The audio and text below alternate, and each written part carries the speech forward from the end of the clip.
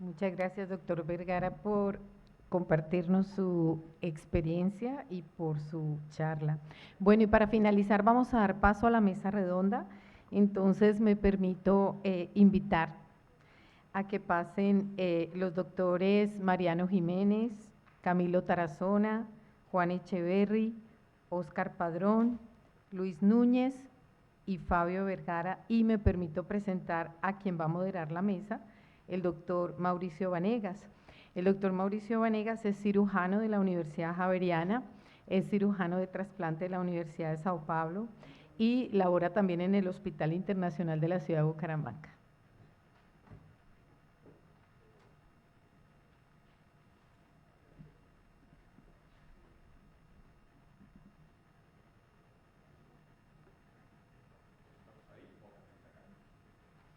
Ah, no, les queda, yo creo que para ver el caso clínico les queda mejor allá, definitivamente. Sí, tiene toda la razón, doctor.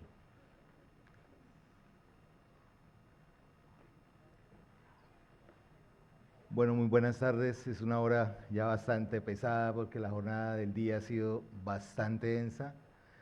Eh, Más que solamente el honor, es una responsabilidad terrible estar frente a estos colegas y a estos profesores que marcan una pauta muy alta, ponen la vara muy alta para el desarrollo de la cirugía hepatobiliar. Les agradezco todas las contribuciones que en este día académicamente se han logrado y pues durante el desarrollo, sobre todo de las conferencias anteriores, decía, bueno, con los métodos mínimamente invasivos, con tanto que se ha disminuido, ¿cómo voy a presentar este caso? Pero este caso es un reto que precisamente nos pone contra las cuerdas de que no todo se podrá llegar a obtener por vía mínimamente invasiva.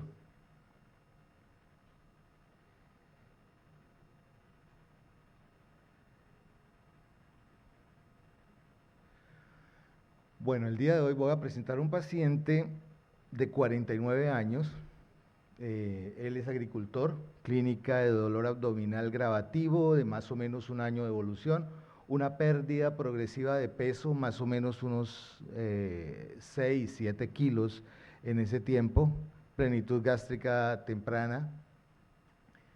Al examen físico se tocaba una gran masa blanca, blanda, que hacía cuerpo con el hígado y ocupaba la totalidad del abdomen, dolorosa a la palpación. El paciente venía con un estudio de una tomografía, que fue cuando llegó a la unidad de cirugía hepatopancreatobiliar.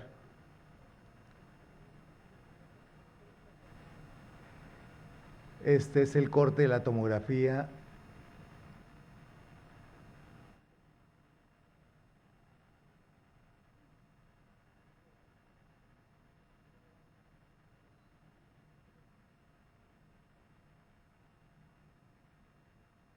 Lo dejo para su análisis.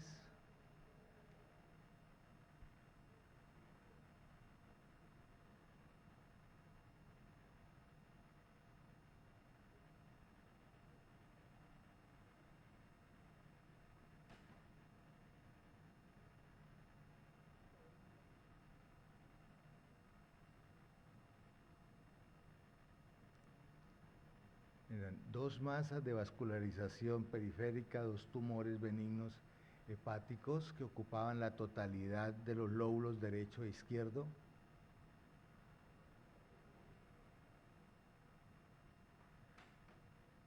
Y aquí la colangioresonancia, que la solicitamos dentro del grupo.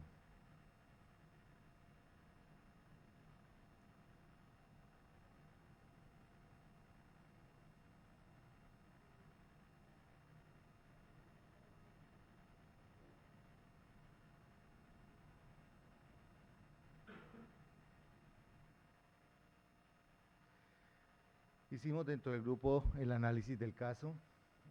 Pruebas de función hepática estaban normales, el paciente no tenía una comorbilidad diferente al dolor que refería y la limitación que esto le generaba para su trabajo. El estudio Doppler preoperatorio de vena porta de arteria de cava de hepáticas era normal, marcadores tumorales era negativo.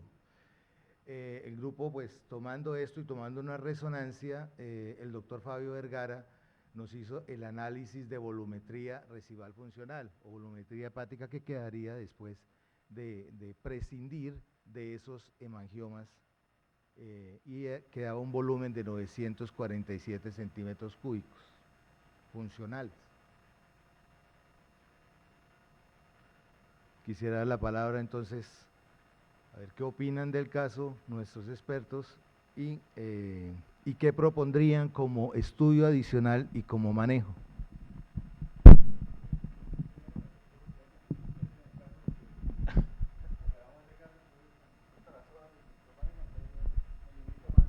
Bueno, listo.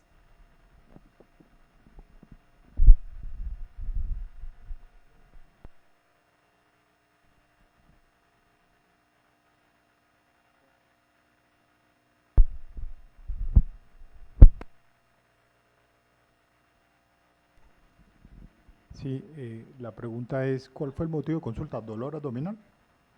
Dolor abdominal y limitación para la deambulación. Pues porque es claro que estamos frente a dos hemangiomas gigantes hepáticos, es lo que se ve en la tomografía, que faltó la fase venosa de la tomografía, que seguramente el lavado sería muy lento, pero No, están las fases arteriales. lo único que motivaría a un tratamiento quirúrgico de ella es el dolor abdominal. Sí. Y obviamente la edad, porque si tiene 30 años, creo yo, 49. 40 años, 49 años, dentro de 10 años es imposible hacer cualquier manejo en ella. Y creo que el tratamiento es quirúrgico. Yo optaría por llevarla a cirugía. 900 de hígado residual, me parece un volumen adecuado. ¿Para qué estatura tiene, perdón? Él tenía 1,65. ¿Y el peso del más o menos? El peso con todo y masa era de 72 kilos. O sea que tiene un volumen súper adecuado para la talla y el peso que ella tiene, que tiene. O sea que yo creo que el tratamiento obviamente es quirúrgico. Yo la llevaría a cirugía y obviamente con esta magnitud de enfermedad pues hacerlo por vía laparoscopia. De pronto sí acudiría a la laparoscopia para el control del pedículo, que es un poco más fácil por laparoscopia, y después de lograr el control de los pedículos vasculares por laparoscopia, entraría a la cirugía abierta para hacer la extracción o la transección hepática. Un poco hubiera hecho una técnica combinada más que utilizar simplemente la laparoscopia.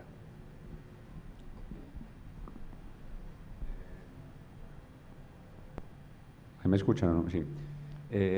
Creo entender que el paciente estaba bajando de peso, ¿no? Tenía como algo de síndrome constitucional. Sí, al parecer el paciente, la plenitud gástrica, él era demasiada, entonces comía muy poco porque se sentía lleno muy rápido. Sí, por compresión gástrica. De todas maneras, digamos las tres preguntas así, que yo creo que no variaría la conducta, que creo que es quirúrgico, y yo lo haría abierto, yo creo. Son si hubiera necesidad de hacer una biopsia o no, descartar si hubiera algún componente sarcomatoso, que si lo hubiera, pues yo creo que igual sería candidato a cirugía por la edad del paciente. Segundo, en planificación quirúrgica, ver bien si se podía ver la vena suprahepática media y si eso fuera a variar la conducta quirúrgica o no. Yo siempre tenía un profesor que decía que la cirugía hepática sería muy fácil si no existiera la vena media. Tal cual. Y si se consideraron técnicas de reembolización o de embolización previa a la cirugía.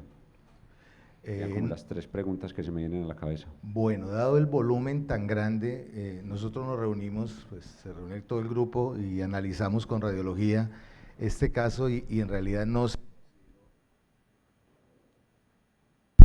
consideró, dado el volumen tan grande y la dificultad y la distorsión de la anatomía, para un acceso los radiólogos intervencionistas no se comprometieron con hacer un bloqueo endovascular para disminuir el tamaño o limitar o hacerlo más manejable. Sí, yo no lo hubiera hecho. Creo que la indicación quirúrgica acá es la sintomatología, la compresión gástrica, etcétera. Creo que, por supuesto, antes de tomar la decisión, creo que estuvieron muy bien. Este es un paciente que amerita una tomografía y una resonancia, no solo una buena tomografía, las dos cosas, y qué es lo que hicieron. Y creo que, por supuesto, han tomado en la decisión primero toda la secuencia, digo para los más jóvenes, ¿no? Claramente uno tiene que ver la secuencia de imágenes de hemangiomas para ver bien. Primero la periferia muy en la parte arterial, después un lento lavado, bueno, lo clásico de un hemangioma. Y por último, antes de ir a la resección, ver muy bien los componentes vasculares, lo que vos comentabas, creo que es fundamental. Pero claramente acá, de mini-invasivo, ni mi abuela, nada, esto es super maxi invasivo, ¿no? Y nosotros lo hubiéramos operado abierto, no laparoscópico, ¿no? Sí, señor. Camilo, tienes. Pero por ahí, por incapaz, por no saber, pero abierto. No, de acuerdo. Pues digamos que las imágenes que ustedes muestran sí parece un hemangioma, porque uno ve que en la fase arterial rápidamente, o sea, periféricamente se ve contraste en las lesiones, eso es muy típico de los hemangiomas. Yo creo que si tenían la certeza por imágenes que era un hemangioma pues gigante como lo que parece, no meritaba como más estudios adicionales, no biopsias ni nada por el estilo. Estaba asintomático, venía perdiendo peso, muy seguramente por compresión del estómago y el dolor. De acuerdo con la cirugía. De pronto la volumetría es interesante, pero si uno se pone a mirar realmente el hígado del funcional es ese. O sea, pues usted le quita al otro igual, tenga 900 u 800, le va a quitar hígado que no es funcional. O sea que, pues, no es que no se realice, pero digamos que tenga un impacto en el procedimiento como tal, ¿no? Y de entrada lo hubiéramos hecho también abierto, pues, de una vez. El impacto sería que ese volumen residual funcional no se mantuviera después de eliminar, o sea, que cualquier accidente mínimo vascular de los hemangiomas disminuyera notoriamente. Y ahora en el análisis que hicimos del caso previo a la cirugía, les voy más o menos a mostrar cuál era nuestra preocupación con el caso. Sí, yo creo que, Mauro, poner la imagen, porque es que es importante que son 12 hemangiomas realmente, ¿no? 12 hemangiomas, uno en el lado derecho y uno en el lado izquierdo, y solo el centro es el hígado del paciente, ¿no? Es una imagen, la verdad, bastante bonita, que yo jamás en mi vida había visto en este tamaño. El del derecho le llega prácticamente hasta abajo, y el del izquierdo igual, entonces sería muy, muy linda esa imagen. Bueno, la planificación, porque de verdad que se necesitó el concurso de todos para analizar qué es lo que íbamos a hacer, qué teníamos y cuáles opciones. Inclusive en la reunión tuvimos la participación del doctor Wellington Andraus, que en algún momento nos dijo: Wellington, si ustedes necesitan, se puede hacer inclusive con una hepatectomía ex situ. Si los pedículos atrás están totalmente comprometidos y distorsionados, o si el hemangioma avanza hasta la vena mesentérica media, que no la veía, no se veía fácilmente en los cortes. Después en la resonancia se vio mucho mejor, que fue lo que nos tranquilizó, e hicimos unos diagramas muy artesanales, pero muy útiles para el momento de realizar la cirugía, tanto de la arteria hepática, las alteraciones que tenía y qué íbamos a preservar en ese centro, cómo estaba la vía biliar elongada y cómo al borde del hemangioma derecho se dibujaba la vía biliar derecha abierta totalmente, la rama anterior y posterior. Y esto que está en la tercera hoja es cómo plano a plano íbamos a encontrar ese hígado en unas zonas que eran muy estrechas, en unas zonas a nivel del ilio, que era una placa de no más de 4 o 5 centímetros y que íbamos a encontrar contra la cava. Y la vena porta también cómo se elongaba. Perdón, y a nivel de táctica, la idea era hacer, porque claramente no lo vi muy bien, pero parecían que eran dos hemangiomas totalmente separados. Sí, señor. Pareciera que el más sintomático era el izquierdo, hacer una resección del izquierdo y evaluar si todo seguía bien para seguir con el derecho. Sí, señor. Sí, era hacerlo, o sea, si definitivamente el abordaje de los pedículos nos daba un sangrado prohibitivo, parábamos en el izquierdo y hacíamos un segundo tiempo. A eso nos propusimos precisamente. ¿No consideraron hacer una laparoscopia de precisión? ¿No lo pensaron en su momento? Si tenían dudas, por ejemplo, porque a veces uno en imágenes se confunde mucho y uno a veces hay lesiones del lado izquierdo que uno las ve muy pegadas al estómago y uno no le queda claro con las imágenes, en ocasiones hay compromiso. Y No si sé. habes duda con el mesenterio, de pronto haber pensado en entrar y mirar a ver qué tan, no fue Se algo. veía un buen plano de clivaje, pero el riesgo que teníamos con un tumor que llegaba hasta la pelvis era difícil de precisar o que nos aportara algo una laparoscopia.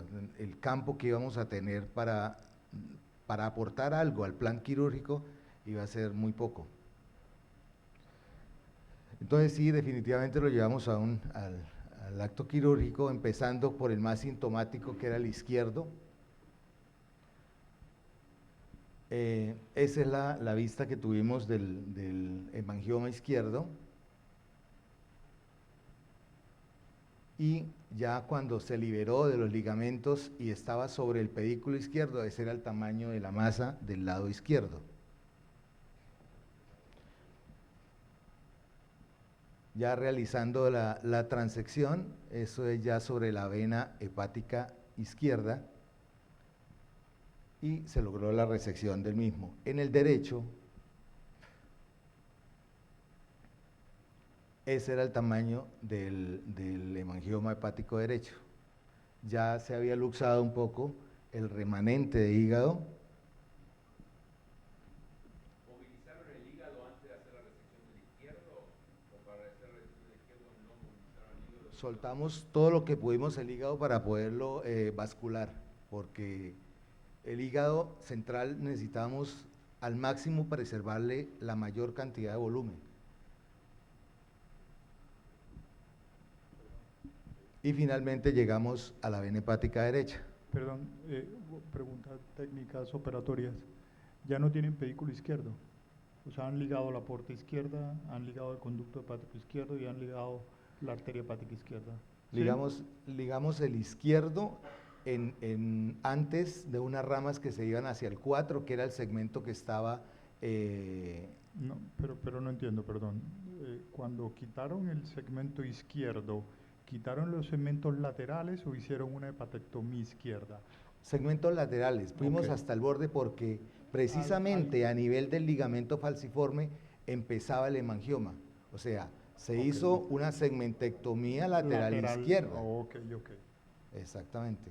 Pero ocupaba toda esa masa. Cuando hablé de hepatectomía izquierda, si disculpa, no hice es un lateral izquierdo. Ok. Ahora sí que hago. Bueno. Y ese es el remanente que quedó de hígado. Es una cuña en todo el centro. Ahí está Fabio levantándolo del ligamento redondo. ¿Sí? Estuvimos precisamente los 3 cirujanos que estábamos, el doctor Tarazona, el doctor Fabio Vergara y yo. Y esos son ya los 2 hemangiomas afuera. Preguntas técnicas operatorias otra vez. Cuando fueron al derecho, fueron al parénquima hepático, ¿sí? Y resecaron el parénquima hepático hasta los límites que le daba el tumor. Exactamente. Eso fue lo que hicieron. Básicamente hicieron una resección no anatómica del lóbulo hepático derecho. Sí, pero espérate. Previamente se había visto que el tumor alcanzaba el límite del segmento 8 y se preservaba en ese componente medial, en la resonancia, la vena hepática media. Sí, haz de cuenta que queda el segmento 4A y 4B es lo que está libre. Todo el hemangioma, obviamente, en la parte derecha presiona eso. Entonces, obviamente, para preservar el parénquima de los segmentos 4, porque obviamente un accidente y nos hubiéramos quedado sin hígado con el paciente, fue por el borde del hemangioma, casi como una especie de enucleación, por Casi llamarlo de como alguna forma. nucleación. Pero, ¿qué quedó de parénquima? ¿4, 1 y qué más? 4A, 4B y 1. Y el 1. Entonces sí fue una hepatectomía derecha. Prácticamente Sí. fue una O sea, hepatectomía derecha. Pues, arreglada. Sí, señor. no, digamos que anatómicamente el hemangioma desconfigura la Lo que quiero decir es que si lo que estoy entendiendo es que quedó la vena suprahepática derecha. No, quedó la vena. Tuvieron que ligarla. No, Por mira, eso hicieron una hepatectomía derecha y una formal. hepatectomía lateral. Sí. Sí, pero tengo entendido que el plano, porque en estos hemangiomas uno muchas veces lo que hace es que coge como el plano de la cápsula, por decirlo así, Exacto. y uno se va, incluso quería preguntar si tuvieron que clampar o no, porque algunas veces uno tiene suerte y no hay necesidad de clampar. Entonces muchas veces el mismo plano lo va llevando a uno y cuando uno quita el hemangioma ve todas las estructuras como asustadas, así como retraídas, pero le da a uno el plano muy bien. Entonces una de las preguntas mías es, ¿hicieron clampajes? ¿Cuánto tiempo tuvieron de clampaje o no hubo necesidad de clampaje porque tenían un buen plano del hemangioma? En el lado derecho sí hubo necesidad de hacer un Pringle, en el lado izquierdo no. Porque, Y precisamente por eso nos animamos a hacer el derecho en sí, el mismo porque acto. si uno coge el plano, hay veces no necesita el Porque el clampaje, muy izquierdo bueno. estuvo exangüe, pero Sí. el derecho había un problema anatómico al levantarlo, que tal vez no hice bastante insistencia en eso, es que estaba muy elongada la porta por debajo de la masa, no nos dejaba verla bien y estaba como afilada. Entonces por esa razón no era fácil un control y de hecho al levantarlo pensamos que la rama anterior de esa porta derecha se desgarró y teníamos un sangrado que no podíamos controlar fácil, entonces hicimos Pringle y rápidamente Pero controlamos entonces eso. no tuvieron que hacer, digamos, control abajo extraglisoniano de porta izquierda, porta derecha, no hubo necesidad de clampar nada ahí, No, ni de preservar un segmento 4 arterial, nada. O sea, No. ahí no tocaron nada. No.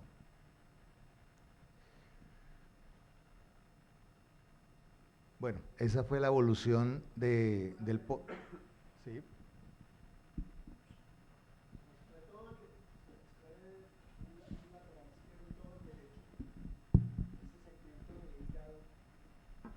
quedó en el centro, no se basculaba y comprometía la circulación del hígado al volver a la cavidad abdominal hacia el lado derecho, o sea, al hígado correrse hacia el lado derecho, no sé si me hago entender, no se comprometía la circulación, porque es que ahí hay una maniobra que es lo que hace el Lee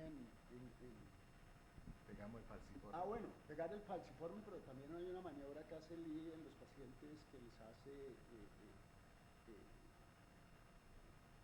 con dos donantes vivos, es colocar un expansor de los que se usan en cirugía plástica para meter en el lado derecho y que no se tuerza el hígado. No sé si me hago entender. Para que quede en posición mientras Para pega que la quede en cápsula. posición mientras se pega la cápsula. No, No tuvieron ese problema. No, porque como teníamos precisamente ese segmento central, nos quedaba el falciforme para pegarlo directamente con el flap que teníamos arriba de falciforme. Entonces nos quedó como suspendido en la cavidad en toda la mitad. Porque no se torcía. No se torcía, exacto. Y teníamos un solo pedículo para entrar en ese remanente. Esa fue la evolución de laboratorios.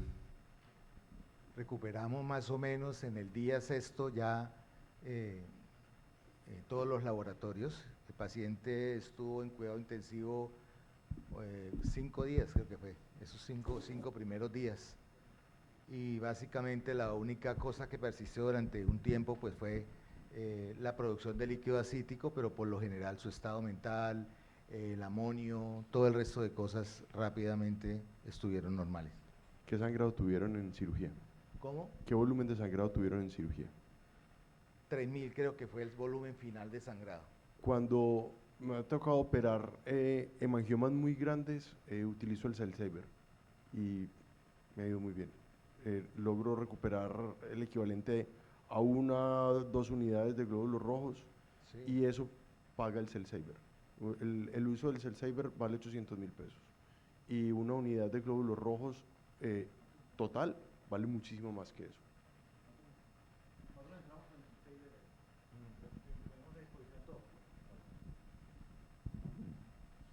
Una pregunta que yo quisiera hacer al público. ¿Alguien hubiera considerado, pues, digamos que la complejidad técnica, el riesgo de lesionar las estructuras que son estructuras pequeñas del hígado que iba a quedar? ¿Alguien hubiera contemplado de entrada ofrecerle trasplante hepático, por ejemplo, al paciente? ¿Alguien? ¿O eso está...? ¿Nadie?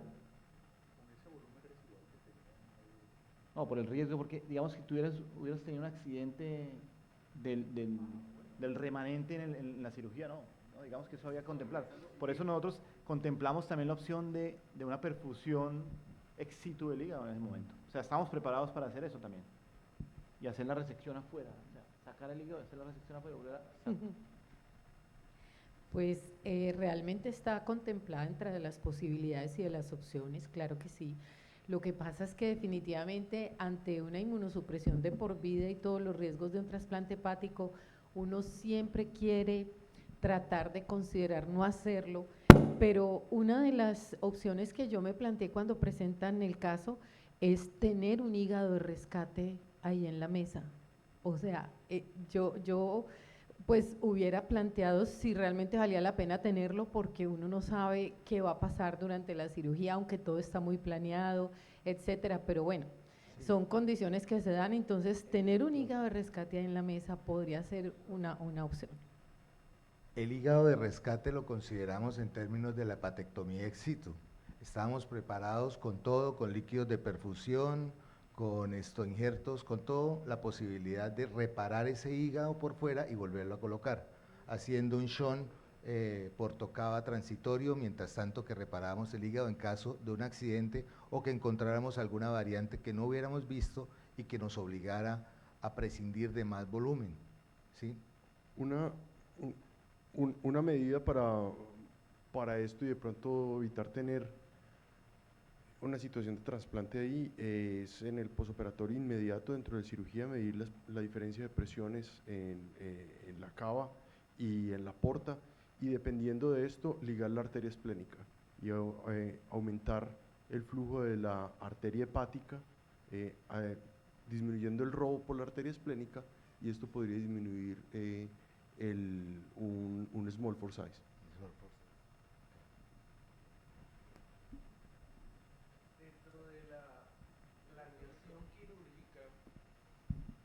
El paciente, su cuadro clínico mayoritario fue dolor y sensación de plenitud, ¿cierto?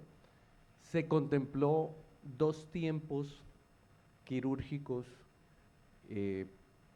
Pienso yo que la agresividad de tomar una decisión intraoperatoria, de tener un hígado alterno o de tener un sangrado mayor, se puede evitar con una planeación quirúrgica diferida en un paciente que su sintomatología pues realmente podría disminuir con la primera resección. Exactamente. Podría ser, sin embargo, el crecimiento tan desmedido de los hemangiomas iba a hacer que muy probablemente en un tiempo tuviera ocupado el abdomen por el otro hemangioma en sobrecrecimiento, ¿no? Precisamente eso lo contemplamos como lo había dicho el doctor Mariano, o sea, ¿ustedes contemplaron terminar ahí y hacerlo en un segundo tiempo? Sí, claro que sí, dependía de cómo nos fuera en ese primer hemangioma, que era el más voluminoso, el que ocupaba más cantidad aparentemente de la cavidad. Hay algo, dale, tranquilo. Estamos frente a una enfermedad benigna y la motivación de cirugía es la sintomatología de dolor y intolerancia a la vía oral en algunas ocasiones, que lo llevó a un estado nutricional ya casi la desnutrición. Si estamos frente a una enfermedad benigna, que es un hemangioma, que es una enfermedad que no produce metástasis, que es una enfermedad indolente, que los libros dicen, mire, no lo opere, déjelo quieto, si no produce síntomas, olvídese del tamaño, no se angustie que no se va a romper, no se angustie que si se tira un Boeing de altas alturas no le va a pasar nada. Trate de no someter al paciente a una cirugía tan grande que puede terminar en un trasplante. Quítele lo que es sintomático. Entonces, a veces en medicina no hacer más es mejor, y resecar el segmento 2 y 3 hubiera sido suficiente para este paciente y se acabó la cirugía. Y una cirugía que hubiese sido usted por la laparoscopia, insisto, y le quito el lado izquierdo de los segmentos laterales 2 y 3 y se acabó.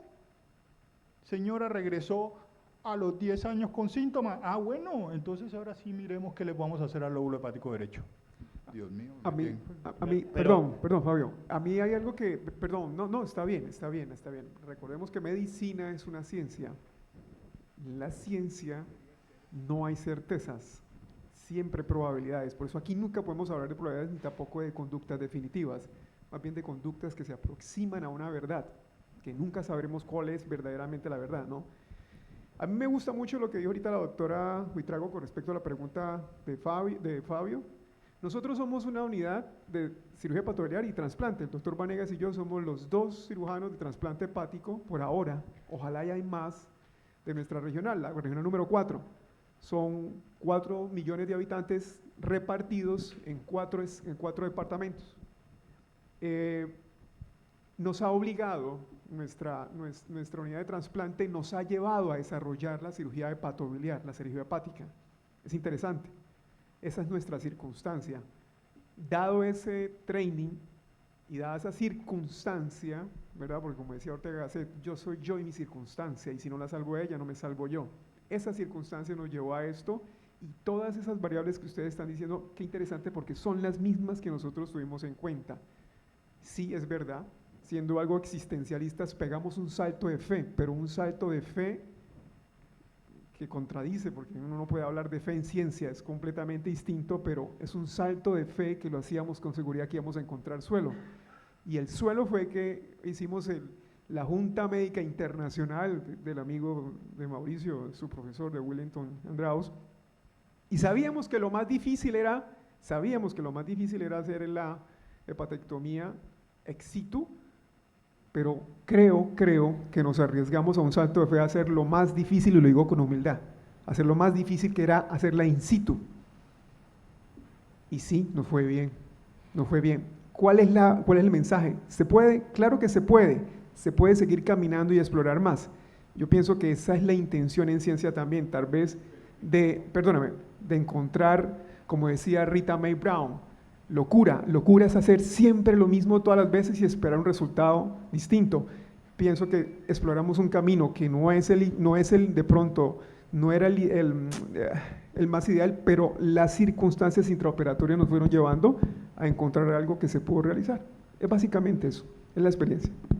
No, yo creo que yo estoy de acuerdo con lo que ustedes hicieron realmente, porque es que el paciente está sintomático claramente por el tumor, ¿cierto? Ahorita hablamos que sí, posiblemente lo que le más cometiera es la lesión que está al lado izquierdo, pero seguramente el dolor también, no lo vi, pero yo creo que lo del lado derecho también tenía que dolerle al paciente. Creo que hace una planificación muy clara ustedes, hacen unas imágenes, doble imagen, llevan una junta, lo revisan con radiólogos, hacen volumetría, digamos que el paciente va supremamente estudiado al procedimiento.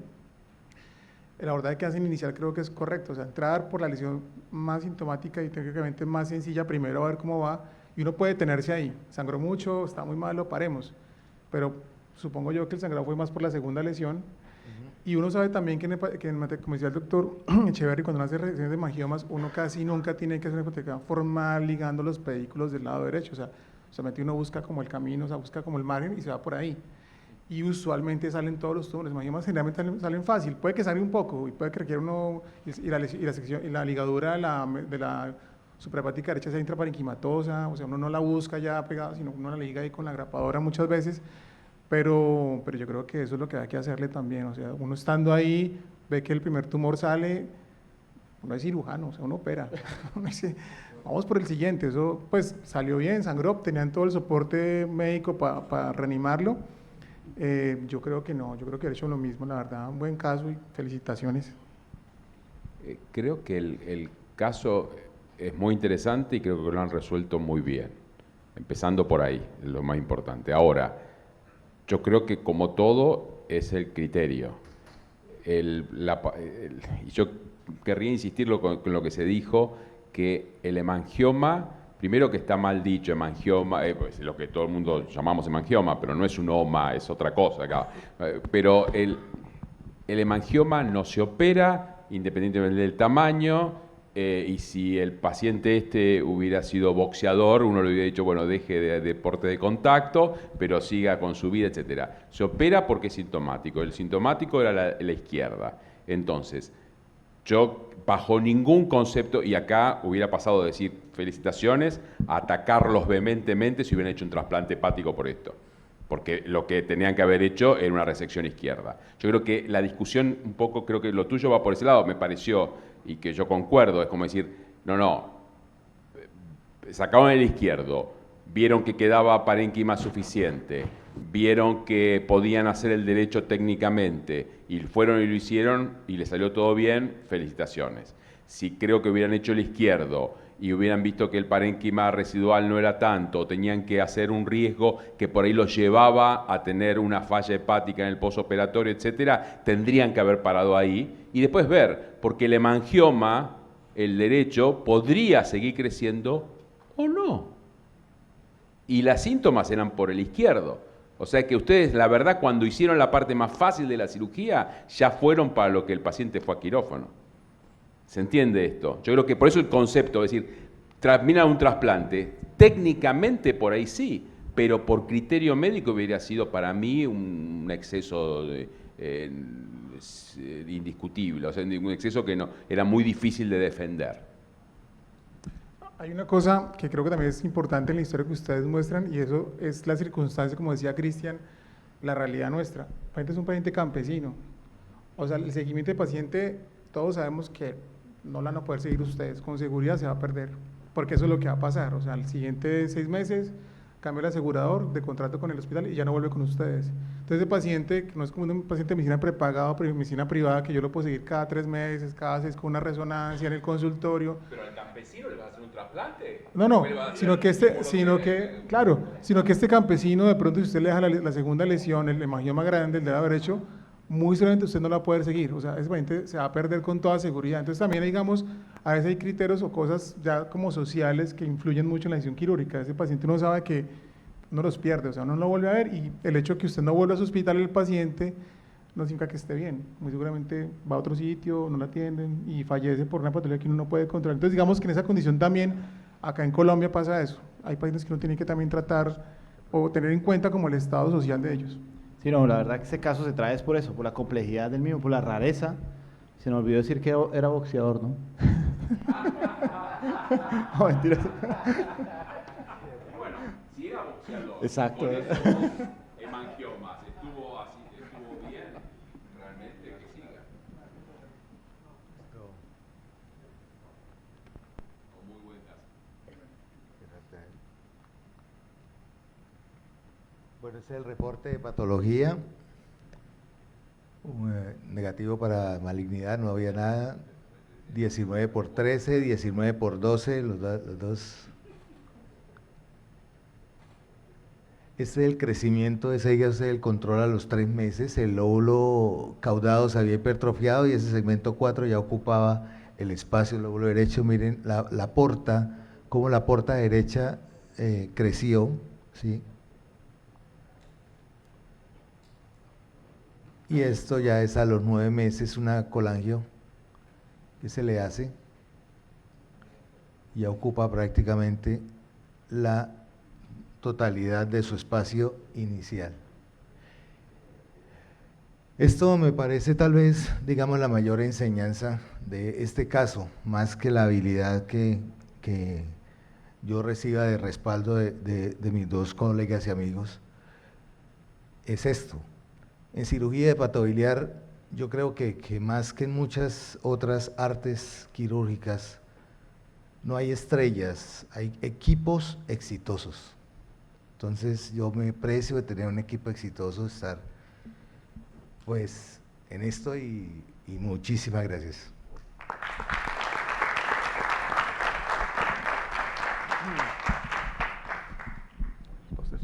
Queremos invitarlos a todos, los ponentes de póster, dirigirse cada uno a sus presentaciones. Los doctores Mariano y Juan van a visitarlos y pues en general todos están invitados a ver las presentaciones de los póster. Y posteriormente a las 6:10 están invitados al cóctel de bienvenida en la plazoleta de entrada al centro de convenciones. ¿Y después Beer Station, ahora? Sí, así. Acá.